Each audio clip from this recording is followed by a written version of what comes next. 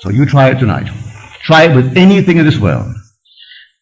The unmarried, if you desire to be married, what symbol in the world would imply that you are married? A little band in this Western world, a little band around this finger. Not around any other finger, around this finger. It doesn't have to be the biggest aspidastra in the world. Just a plain little gold ring.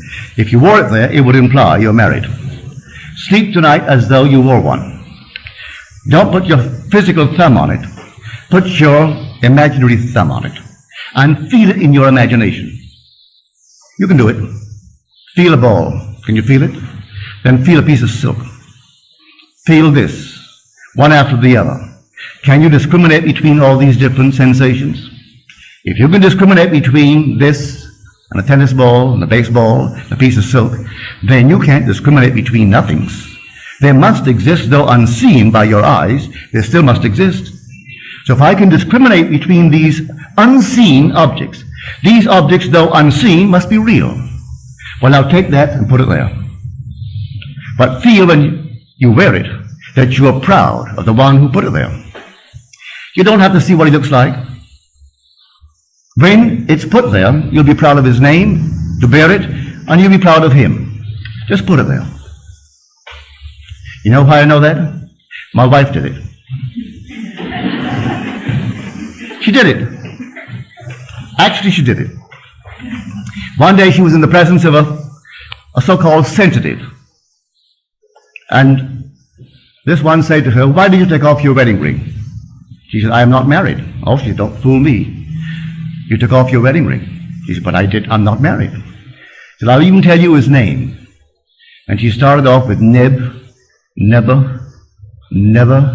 She didn't quite get it, but she was coming very, very close to it. She was actually sensing what my wife in consciousness was feeling. When I first met her, I wanted her the very first day I knew her. I wanted to marry her. But I was entangled. Was I entangled? But by this law, I disentangle myself. Without hurting anyone, I disengage myself from all these complexities so that I could actually legitimately say, "Will you marry me?" But in the meanwhile, she was wearing the ring. I hadn't yet put it there, but she allowed me to put it there and slept as though I had put it there. So I tell you, unmarried ladies, if you desire to be married, maybe you don't. If you do, that's the way to do it. And he'll come out of the nowhere. You don't have to go and buy anyone or try to meet the right people. Usually when you try to meet the right one, he's always the wrong one. So don't go searching. Those who go searching for love only make manifest their own lovelessness. And the loveless never find love. Only the loving find love, and they never have to seek for it. So you fall in love, you don't have to seek for it. You draw them. They come to you. So here, this is the power of which I speak. The power of the universe, the power that created and sustains the universe, is resident in you as your own wonderful human imagination. That's God. Don't forget it. I know it's difficult when man has been trained to believe in an external God. And he goes to church and gets on his knees and he prays to an external God. And he goes home at night, maybe he does say his prayers and he gets down on his knees and he prays to an external God. All right, maybe that's a nice thing for someone to do. But I tell you, he isn't out there at all. You won't be criticized for it, but he is within you. Very personal, may I tell you. He is very, very personal. And within you. When you're told in Scripture, of the rock that begot us, we are unmindful.